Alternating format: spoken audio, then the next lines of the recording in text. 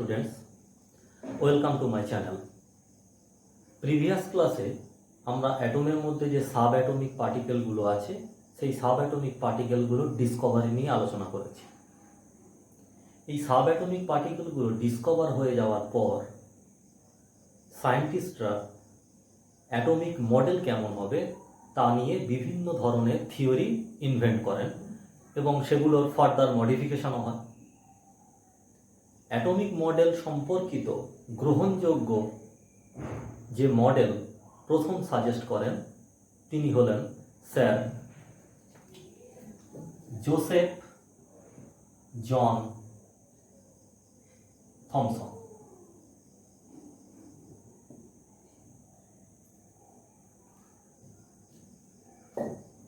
ইনি যখন atomic model suggest করেন তখন এনার কাছে যে অ্যাভেলেবেল ইনফরমেশন ছিল সেই অ্যাভেলেবেল ইনফরমেশনটা কি ছিল?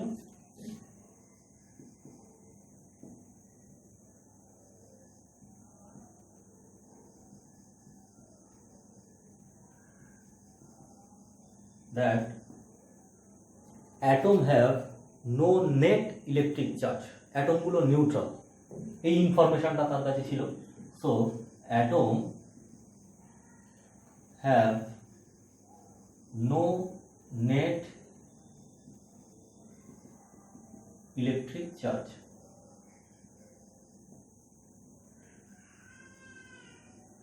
সেকেন্ড যে ইনফরমেশনটা ছিল সেটা হলো ইলেকট্রনের চার্জটা negative. Charge of electron is negative.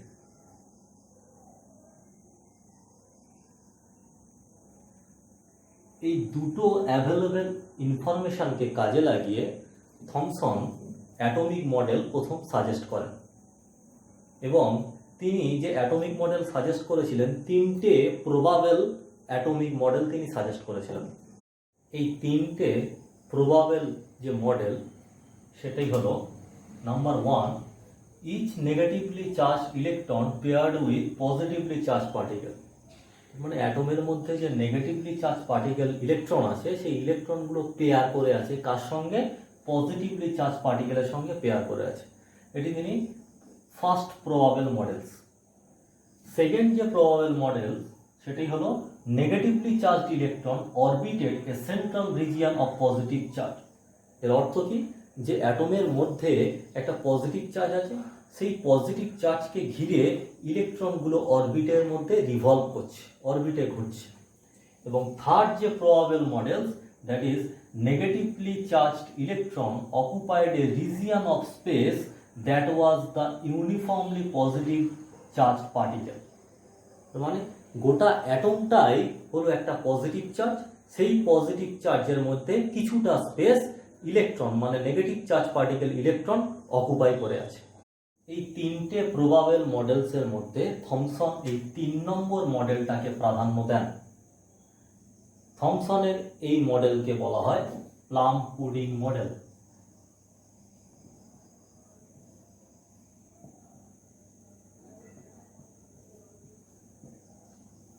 এই প্লাম পুডিং মডেল অনুযায়ী অ্যাটম হলো that are positive charge. Atom গোটা অ্যাটমটাই হলো একটা পজিটিভ চার্জ এবং নেগেটিভ চার্জ যে পার্টিকেল ইলেকট্রন সেই ইলেকট্রনগুলো ওই পজিটিভ চার্জের মধ্যে কিছুটা স্পেস অকুপাই করে আছে।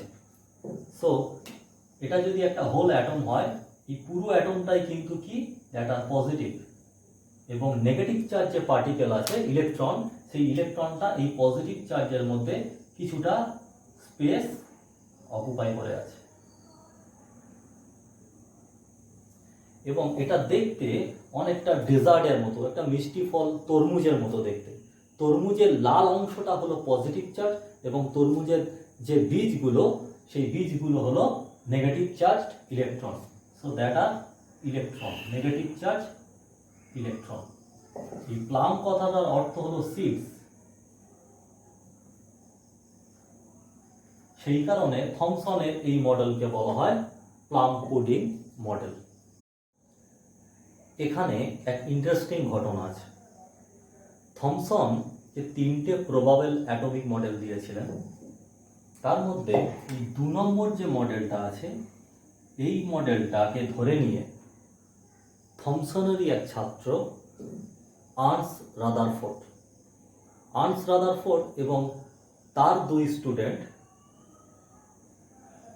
গেগার এবং মার্স্টেন একটা পরীক্ষা করেন, যেটাকে বলা হয় আলফা পার্টিকেল স্ক্যাটারিং এক্সপেরিমেন্ট। তার সাহায্যে রাদারফোর্ড নতুন এক অ্যাটমিক মডেল দেন, যেটাকে বলা হয় রাদারফোর্ডের অ্যাটমিক মডেল। আমরা এখন এই রাদারফোর্ডের অ্যাটমিক মডেল সম্পর্কে একটু জেনে নিই। গেগার এবং মার্স্টেন যে আলফা স্ক্যাটারিং এক্সপেরিমেন্ট করেছিলেন তাকেই বলা হয় রাদারফোর্ড আলফা স্ক্যাটারিং এক্সপেরিমেন্ট। এই এক্সপেরিমেন্টটা কি ছিল? একটা আলফা পার্টিকেলের সোর্স নেওয়া হয়েছে। এখানে দেখো একটা আলফা পার্টিকেলের সোর্স আছে, এখান থেকে আলফা পার্টিকেল বিচ্ছুরিত হচ্ছে। এই আলফা পার্টিকেলটা কি? That is helium 24 particle. এটাকেই বলা হয় alpha particle which is positive, একটা পজিটিভ পার্টিকেল। এই যে আলফা পার্টিকেলটা আছে, আলফার এটা কি হচ্ছে, একটা লেড প্লেটের মধ্য দিয়ে এটাকে পাস করা হয়েছে। এই লেড প্লেটে একটা ছিদ্র করে দেওয়া হয়েছে এবং এই ছিদ্রের মধ্য দিয়ে পাস করিয়ে দেখো একটা ফ্লুরোসেন্স মেটেরিয়ালের একটা পর্দা তৈরি করা হয়েছে, জেডএনএস জিঙ্ক সালফাইড পর্দা এখানে ইউজ করা হয়েছে। এবং এর মাঝখানে দেখো একটা খুবই পাতলা গোল্ড শিট রাখা হয়েছে। So that is a gold sheet, thin gold sheet. এটা খুবই পাতলা গোল্ড শিট রাখা হয়েছে, যার থিকনেসটা খুবই কম, 2.1 into 10 to the power minus 7 meter. That is the thickness of this gold sheet. এই ছিল এক্সপেরিমেন্টের সেটআপ। তাহলে আলফা পার্টিকেল কি হচ্ছে, এই লেড প্লেটের মধ্য দিয়ে পাস করে এই গোল্ড শিটে আঘাত করছে। আঘাত করার পর দেখা গেছে যে বেশিরভাগ আলফা পার্টিকেল এই জিঙ্ক সালফাইড পর্দায় গিয়ে আঘাত করছে এবং এখানে গ্লো দেখাচ্ছে।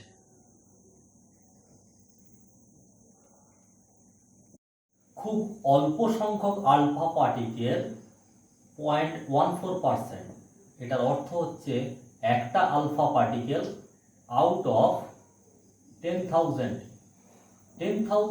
মধ্যে একটা আলফা পার্টিকেল এমন আছে যেটা ডেভিয়েট করছে, deviated by 1 degree, and 0.0125%। এর অর্থ 1 out of 8,000। 8,000 আলফা পার্টিকেলের মধ্যে একটা এমন একটা আলফা পার্টিকেল আছে যেটা 90 ডিগ্রি অ্যাঙ্গেলে ডেভিয়েট করছে। দেখো আমরা এখানে দেখেছি 90 ডিগ্রি অ্যাঙ্গেলে ডেভিয়েট করছে। এবং একটা আউট অফ 20,000 আলফা পার্টিকেলের মধ্যে একটা এমন আলফা পার্টিকেল আছে যেটা 180 ডিগ্রি অ্যাঙ্গেলে ডেভিয়েট করছে। এর অর্থ কি, মানে যে পথে আলফা পার্টিকেলটা যাচ্ছিল সেই পথেই আবার ফিরে আসছে। আলফা স্ক্যাটারিং এর মাধ্যমে তিনি যে অবজারভেশন করেছিলেন সেটা, ওই অবজারভেশন কি, 10,000 এর মধ্যে একটা 1 ডিগ্রি অ্যাঙ্গেলে ডেভিয়েট করছে, 8,000 এর মধ্যে একটা আলফা পার্টিকেল 90 ডিগ্রি অ্যাঙ্গেলে ডেভিয়েট করছে এবং 20,000 এর মধ্যে একটা আলফা পার্টিকেল 180 ডিগ্রি অ্যাঙ্গেলে ডেভিয়েট করছে। এখান থেকে তিনি এই কনক্লুশনে আসেন যে পজিটিভ চার্জ যেটা, সেটা densely concentrated in the centre. মানে এই গোল্ড শিটের যে অ্যাটমগুলো আছে সেই অ্যাটমের সেন্টারেই পজিটিভ চার্জটা কনসেন্ট্রেটেড করছে। যেহেতু আলফা পার্টিকেলটা ছিল পজিটিভ পার্টিকেল, এই পজিটিভ এখানকার এই সেন্টারের যে অ্যাটমের সেন্টারে যে পজিটিভ পার্টিকেল আছে সেই পজিটিভ পার্টিকেলে গিয়ে আঘাত করছে এবং 90 ডিগ্রি অ্যাঙ্গেলে ফিরে আসছে। এবং এটা খুবই কম, দেখো 20,000 এর মধ্যে কেবলমাত্র একটা পার্টিকেল আছে। সেখান থেকে তিনি এই কনক্লুশনও করেন, তার মানে অ্যাটমের মধ্যে বেশিরভাগ অংশই কিন্তু ভ্যাকান্ট আছে, খালি আছে, ফাঁকা আছে। এই আলফা স্ক্যাটারিং এক্সপেরিমেন্টের মাধ্যমে রাদারফোর্ড অ্যাটমিক মডেল প্রপোজ করেন, যেটাকে বলা হয় রাদারফোর্ডের অ্যাটমিক মডেল। এই মডেলটা কি? The positive charge and most of the mass of atom was densely concentrated in extremely small region is called nucleus. এর অর্থ কি? যে পরমাণুর মধ্যে মাঝের এমন একটা অংশ যেখানে পজিটিভ চার্জটা ডেন্সলি কনসেন্ট্রেটেড আছে, এবং এটাকেই কি আমরা কি বলছি? এটাকেই বলা হচ্ছে নিউক্লিয়াস। সেকেন্ড পস্তুলেটটা কি? The nucleus is surrounded by electrons. আচ্ছা, এখানে নিউক্লিয়াস, ওটা হবে না। The nucleus is surrounded by electrons. নিউক্লিয়াসটা কে সারাউন্ড করে কি আছে? ইলেকট্রন আছে। That are move around the nucleus, যেটা ইলেকট্রন যেটা নিউক্লিয়াসকে ঘিরে কি করছে? মুভ করছে। With a very high speed in circular path called orbit. তার মানে ইলেকট্রনগুলো নিউক্লিয়াসকে ঘিরে যে সার্কুলার পথে হাই স্পিডের সঙ্গে মুভ করছে তাকেই বলা হচ্ছে অরবিট। এটিই হলো রাদারফোর্ডের অ্যাটমিক মডেল। রাদারফোর্ডের অ্যাটমিক মডেলের ত্রুটি আমরা একটু দেখে নিই। রাদারফোর্ডের অ্যাটমিক মডেল অনুযায়ী নিউক্লিয়াস যেটা আছে তাকে ঘিরে ইলেকট্রনটা অরবিটে রিভলভ করছে। এই যে ইলেকট্রনটা আছে, এই ইলেকট্রনটার মাসটা ধরলাম m, এবং এর একটা linear velocity that is v। ইলেকট্রনটা যখন এই পজিশন থেকে এই পজিশনে এলো তখন তার মাসটা mই আছে এবং ভেলোসিটিটা কত? লিনিয়ার ভেলোসিটিটা v। এটাকে আমরা নাম দিচ্ছি v1, এটা v2, বিকজ v1 আর v2টা কিন্তু আলাদা। মানে এই পজিশনে ইলেকট্রনের লিনিয়ার ভেলোসিটি যা, এই পজিশনে ইলেকট্রনের লিনিয়ার ভেলোসিটি কিন্তু আলাদা। স্পিডটা এক, বাট ভেলোসিটিটা আলাদা, কারণ ডাইরেকশন চেঞ্জ হয়ে যাচ্ছে। ডাইরেকশন চেঞ্জ হয়ে যাওয়া মানেই তার ভেলোসিটি চেঞ্জ হচ্ছে, আর ভেলোসিটি যদি চেঞ্জ হয় তাহলে মোমেন্টাম বা ভরবেগও কিন্তু চেঞ্জ হবে। ভরবেগ চেঞ্জ হচ্ছে অর্থ এই ইলেকট্রনটা কিন্তু একটা ত্বরণ নিয়ে ঘোরাফেরা করছে। এই ইলেকট্রনের একটা অ্যাসিলারেশন আছে। সো একটা চার্জ পার্টিকেল যখনই অ্যাসিলারেশনের সঙ্গে মুভ করে তখন এই চার্জ পার্টিকেলটা ইলেকট্রোম্যাগনেটিক ওয়েভ রেডিয়েট করে। সো এই যে ইলেকট্রনটা আছে এ কি করবে? ট্রান্সমিটেড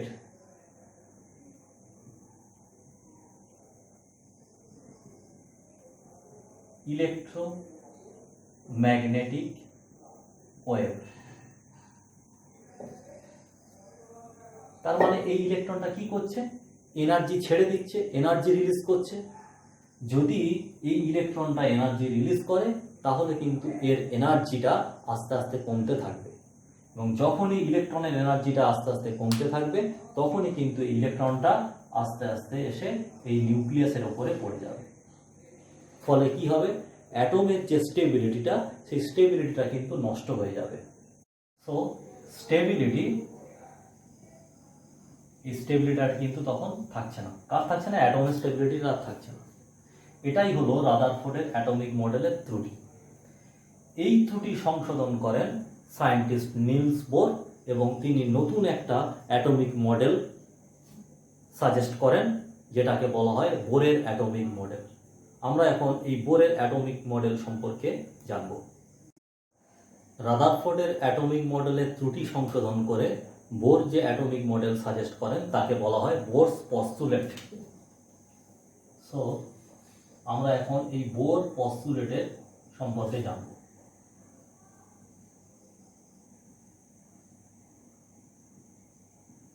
পস্তুলেটের অর্থ হচ্ছে স্বীকার্য।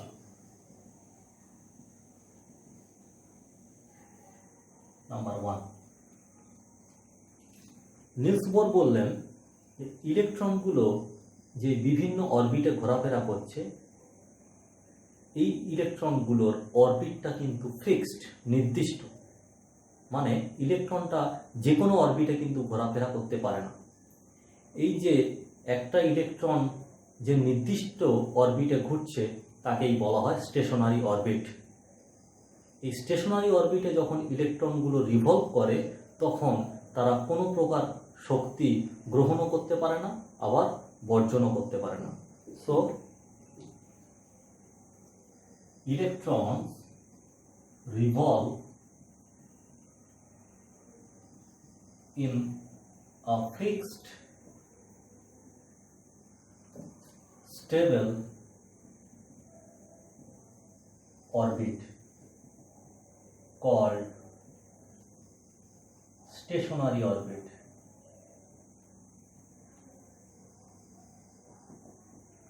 স্টেশনারি অরবিটের অর্থ বাংলা হচ্ছে স্থান কক্ষপথ। এই স্থান কক্ষপথে যখন ইলেকট্রনগুলো রিভলভ করে তারা কোনো প্রকার শক্তি গ্রহণ করে না, আবার কোনো প্রকার শক্তি বর্জনও করে না। They neither emits or nor absorb any kind of energy.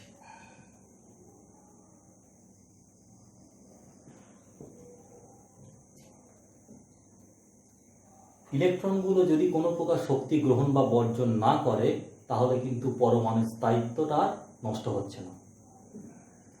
Second পস্তুলেট,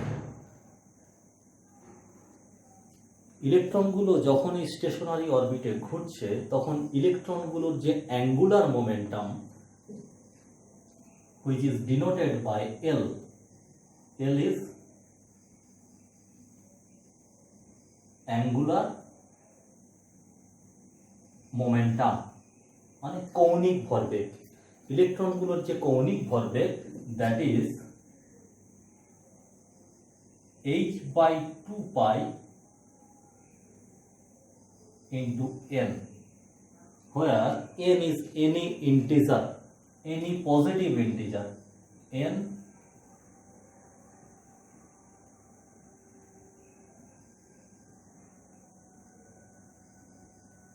that is 1 হতে পারে, 2 হতে পারে, 3 হতে পারে। এই nটা অ্যাকচুয়ালি কি, that is the number of orbit.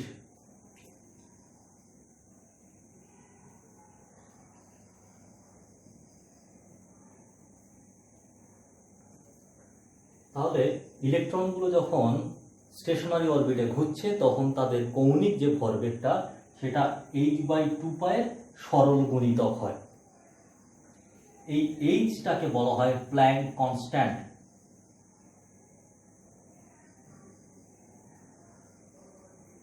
যার মানটা SI ইউনিটে 6.626 ইন্টু 10⁻³ জুল সেকেন্ড, এটা SI ইউনিটে মান। আর CGS ইউনিটের মান হচ্ছে 6.626 ইন্টু 10⁻27 আর্ক সেকেন্ড, এটা হচ্ছে CGS ইউনিট।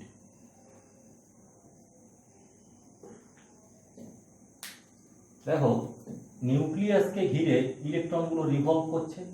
যে ইলেকট্রনটা রিভলভ করছে তার মাসটা যদি m হয় এবং এই ইলেকট্রনের লিনিয়ার ভেলোসিটি যদি v হয়, নিউক্লিয়াস থেকে এই ইলেকট্রন এই অরবিটের যদি রেডিয়াসটা r হয় তাহলে angular momentum that is equals to mvr। এই রাশিমালাটা তোমরা ফিজিক্স ক্লাসে এই রাশিমালা নির্ণয়টা করবে। আমরা এখন শুধু জেনে রাখি যে অ্যাঙ্গুলার মোমেন্টামের যে মানটা হয় that is equals to mvr। So we can write mvr that is equals to nh/2 পাই। তাহলে বোরের যে সেকেন্ড পস্তুলেট ছিল সেটা কি হলো, যে স্টেশনারি অরবিটে ইলেকট্রনগুলো যখন রিভলভ করছে তখন তাদের কৌণিক ভরবেগের মানটা h/2 পায়ের সরল গুণিতক হয়। থার্ড পস্তুলেট, থার্ড পস্তুলেটটা কি বলছেন দেখো, মনে করো এটা হলো নিউক্লিয়াস। এই নিউক্লিয়াসকে কেন্দ্র করে বিভিন্ন অরবিট আছে, এটা ফার্স্ট অরবিট, এটা সেকেন্ড অরবিট, এটা থার্ড অরবিট। তার মানে এটার ক্ষেত্রে n ইকুয়ালস টু 1, এটার ক্ষেত্রে n ইকুয়ালস টু 2, এটার ক্ষেত্রে n ইকুয়ালস টু 3। এই যে ফার্স্ট যে অরবিটটা আছে ফর হাইড্রোজেন অ্যাটমের ক্ষেত্রে এই প্রথম অরবিটের যে এনার্জিটা হয় দ্যাট ইজ -13.6 ইলেকট্রন ভোল্ট। এটা কিভাবে আসছে আমরা পরবর্তী ক্লাসে জানবো। এখন শুধু জেনে রাখি প্রথম অরবিটের এনার্জিটা কত হয়, -13.6 ইলেকট্রন ভোল্ট। কার ক্ষেত্রে? হাইড্রোজেন অ্যাটমের ক্ষেত্রে। সেকেন্ড যে অরবিটটা আছে তার এনার্জিটা হচ্ছে -3.4 ইলেকট্রন ভোল্ট। থার্ড যে এনার্জি আছে সেই থার্ড অরবিটের এনার্জিটা -1.51 ইলেকট্রন ভোল্ট। এর অর্থ যত দেখো উপরের দিকে যাচ্ছি আমরা তত কিন্তু অরবিটগুলোর এনার্জি আস্তে আস্তে ইনক্রিজ করছে, বেড়ে যাচ্ছে। মানে লোয়ার যে অরবিট আছে তার এনার্জিটা কম হয়, হায়ার অরবিটের এনার্জি বেশি হয়। এখন মনে করো যে এই প্রথম অরবিটে একটা ইলেকট্রন আছে,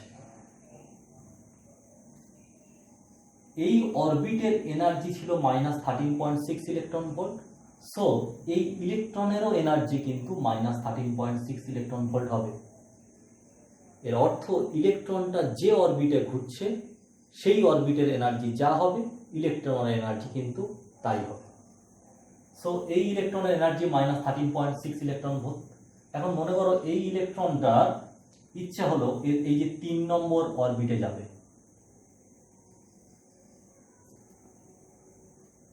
তাহলে 3 নম্বর অরবিটে যেতে গেলে এই ইলেকট্রনের এনার্জি কত হতে হবে?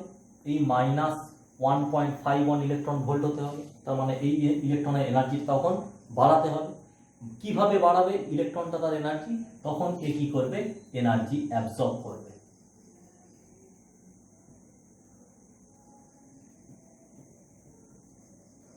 তাহলে ইলেকট্রনটা যখন লোয়ার এনার্জি স্টেট থেকে হায়ার এনার্জি স্টেটে যাচ্ছে তখন এনার্জি অ্যাবজর্ব করে।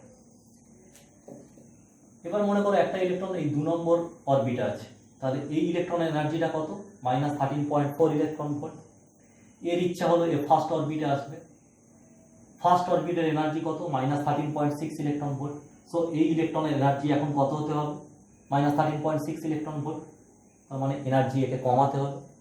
তাহলে এই যে এক্সট্রা এনার্জিটা তখন কি হবে? এ তখন কি করে দেবে? এ তখন রিলিজ করে দেবে, এমিট করে দেবে। তাহলে ইলেকট্রনটা যখন লোয়ার অরবিট থেকে হায়ার অরবিটে যায় এনার্জি অ্যাবজর্ব করে, হায়ার অরবিট থেকে যখন লোয়ার অরবিটে আসে তখন এনার্জি রিলিজ করে। এই অ্যামাউন্ট অফ এনার্জি, কতটা এনার্জি সে রিলিজ করলো কিংবা অ্যাবজর্ব করলো, সেটা আমরা প্ল্যাঙ্কের ইকুয়েশন থেকে বার করতে পারি। সো প্ল্যাঙ্ক ইকুয়েশনটা কি? That is del E equals to h nu, where h is a constant called Planck constant, যার মানটা আমরা আগেই লিখেছি 6.626 into 10⁻³ joule second in SI unit. নিউটা কি? এই যে এনার্জিটা রিলিজ করছে বা অ্যাবজর্ব করছে তার ফ্রিকোয়েন্সি, তার কম্পাঙ্ক। কম্পাঙ্কের সঙ্গে তরঙ্গ দৈর্ঘ্যের একটা রিলেশন আছে। So hc/λ। এই ইকুয়েশন অনুযায়ী সে কিন্তু এনার্জি রিলিজ করবে বা এনার্জি অ্যাবজর্ব করবে। এটাকে বলা হয় del E। del E এর অর্থ কি? দুটো এনার্জি স্তরের শক্তির যে পার্থক্যটা, এটাকে আমরা এইভাবে লিখতে পারি। মনে করো n1 হচ্ছে একটা অরবিট, n1 না লিখে আমরা ni লিখি। ni একটা অরবিট, সেই অরবিটের এনার্জিটা আমরা ধরে নিলাম ENI, এবং nf আরও একটা অরবিট, সেই অরবিটের এনার্জিটা ENF, যেখানে nfটা ইজ গ্রেটার দ্যান ni। তার মানে এটা হচ্ছে হায়ার অরবিট, এটা লোয়ার অরবিট। তো মনে করো ইলেকট্রনটা এখান থেকে এখানে এসছে, তাহলে শক্তির পার্থক্য কত হবে? এইটা মাইনাস এইটা। সো del E মানে that is equals to ENF minus ENI, that is equals to h nu, or that is hc/λ। তাহলে এটি হলো বোরের থার্ড পস্টুলেট। ইলেকট্রনটা যখন লোয়ার অরবিট থেকে হায়ার অরবিটে যাবে তখন সে এনার্জি অ্যাবজর্ব করবে, এবং হায়ার অরবিট থেকে যখন লোয়ার অরবিটে আসবে এনার্জি রিলিজ করবে, এই প্ল্যাঙ্কের সমীকরণ অনুযায়ী। সো বোরের যে 3টে পস্টুলেট দিয়েছিলেন সেই 3টে পস্টুলেট আমরা আরও একবার মনে করে নিই। প্রথম পস্টুলেটটা কি ছিল? যে ইলেকট্রনগুলো যখন নিউক্লিয়াসকে ঘিরে রিভলভ করে তখন একটা নির্দিষ্ট কক্ষপথে সে ঘুরছে। এই যে নির্দিষ্ট কক্ষপথ এটাকেই বলা হয় স্টেশনারি অরবিট। এই স্টেশনারি অরবিটে যখন ইলেকট্রনগুলো রিভলভ করে তখন তারা কোনো প্রকার শক্তি গ্রহণ বা বর্জন করতে পারে না। সেকেন্ড পস্তুলেট কি ছিল? যে ইলেকট্রনগুলোর কৌণিক ভরবেগ h/2π এর সরল গুণিতক হয়। এবং 3 নম্বর পস্তুলেট কি? যে ইলেকট্রনগুলো যখন লোয়ার অরবিট থেকে হায়ার অরবিটে যায় তখন এনার্জি অ্যাবজর্ব করে, এবং হায়ার অরবিট থেকে লোয়ার অরবিটে আসে তখন এনার্জি রিলিজ করে প্ল্যাঙ্কের সমীকরণ অনুযায়ী। আশা করি আজকের লেকচারটি তোমাদের খুব ভালো লেগেছে। যদি ভালো লেগে থাকে অবশ্যই আমার চ্যানেলকে সাবস্ক্রাইব করো। Thank you.